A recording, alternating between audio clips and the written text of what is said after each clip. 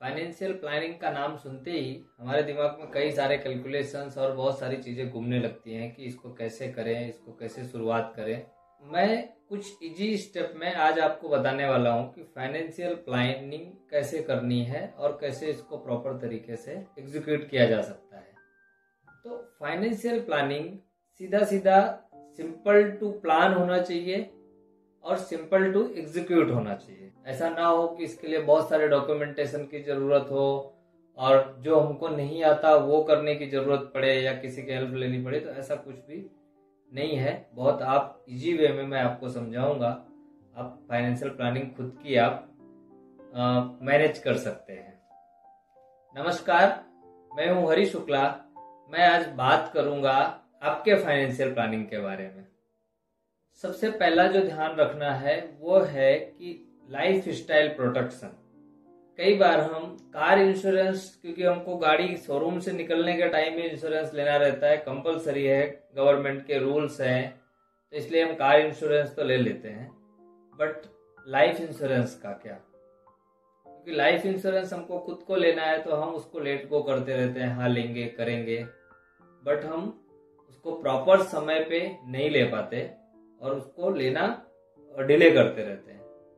Life insurance जितनी जल्दी हो सके, जितनी अर्ली एज में ले लिया जाए, उतना ज्यादा बेटर है। हाँ, अगर हम ज्यादा इन्वेस्टमेंट नहीं कर सकते या ज्यादा पैसा, तो टर्म प्लान बहुत सस्ता आता है, तो टर्म प्लान हमको स्टार्टिंग की एज में ले लेना चाहिए। टर्म प्लान का जो प्रीमियम है 25 से 30 साल की अगर आपकी एज है तो लगभग 1 करोड़ का टर्म प्लान लेने के लिए आपको 15 से 17 हजार साल का प्रीमियम आएगा। हाँ, अब बात ये आती है कि टर्म प्लान लेना कितना चाहिए या लाइफ इंश्योरेंस हमारा कितना होना चाहिए। तो लाइफ इंश्योरेंस हमारी जो साल की इनकम है, एनुअल इनकम जो हम कमाते हैं, उसका 20 टाइम्स लाइफ इंश्योरेंस होना चाहिए। उदाहरण के लिए अगर 5 लाख रुपए आपकी साल की इनकम है तो आपके पास 1 करोड़ का टर्म प्लान अवश्य होना चाहिए। और ये टर्म प्लान जो है अर्निंग मेंबर का होना चाहिए। फैमिली में जो इनकम करने वाला है, जिसके ऊपर फैमिली डिपेंडेंट है, उसका टर्म प्लान होना चाहिए। तो पहला इसमें ध्यान रखने की है, लाइफ इंश्योरेंस हमको खरीद ही लेना चाहिए, ले ही लेना चाहिए।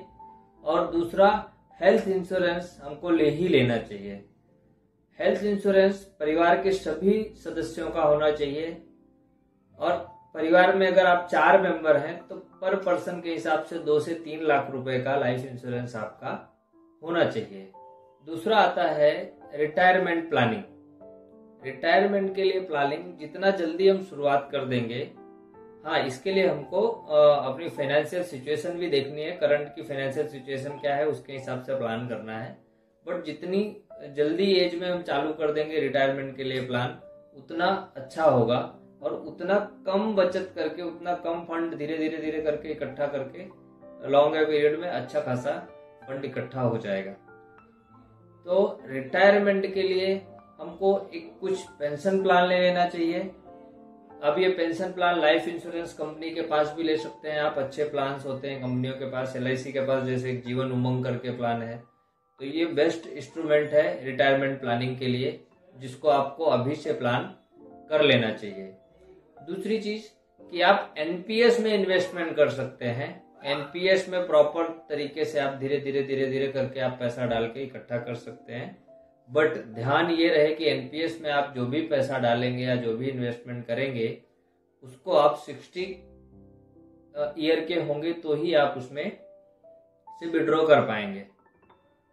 जब आप 60 के होंगे तो NPS में जो आपका फंड इकट्ठा हुआ रहेगा, उसका 60% आप विड्रॉ कर पाएंगे और बचा हुआ 40% का आपको एक एन्युटी प्लान लेना रहेगा, जिससे आपका मंथली एक्सपेंस चलता रहेगा। तीसरा जो पॉइंट है, टैक्स प्लानिंग।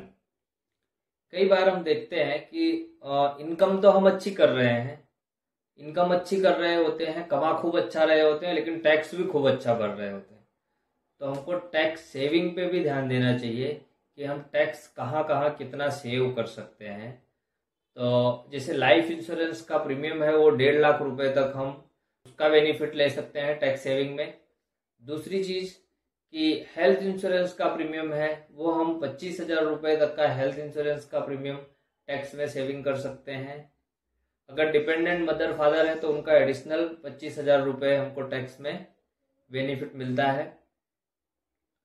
तो टैक्स का भी प्रॉपर प्लान करना चाहिए।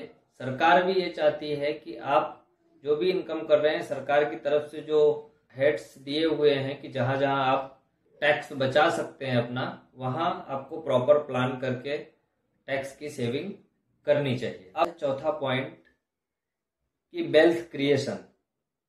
वेल्थ क्रिएशन के लिए आपको जो पैसे डालने हैं या इन्वेस्टमेंट जो भी आपको करने हैं वो आप म्यूचुअल फंड में कर सकते हैं इन्वेस्टमेंट, कि लंबा टाइम तक म्यूचुअल फंड में थोड़ा थोड़ा पैसा डालते रहेंगे तो एक अच्छे टाइम में कुछ बड़ा अमाउंट इकट्ठा होगा। रियल इस्टेट में धीरे धीरे इन्वेस्टमेंट किया जा सकता है, रियल इस्टेट में इन्वेस्ट कर सकते हैं। डायरेक्ट स्टॉक में भी इन्वेस्टमेंट किया जाता है, स्टॉक मार्केट में, कि अच्छी कंपनियों के शेयर, ब्लू चिप फंड में इन्वेस्टमेंट किया जा सकता है।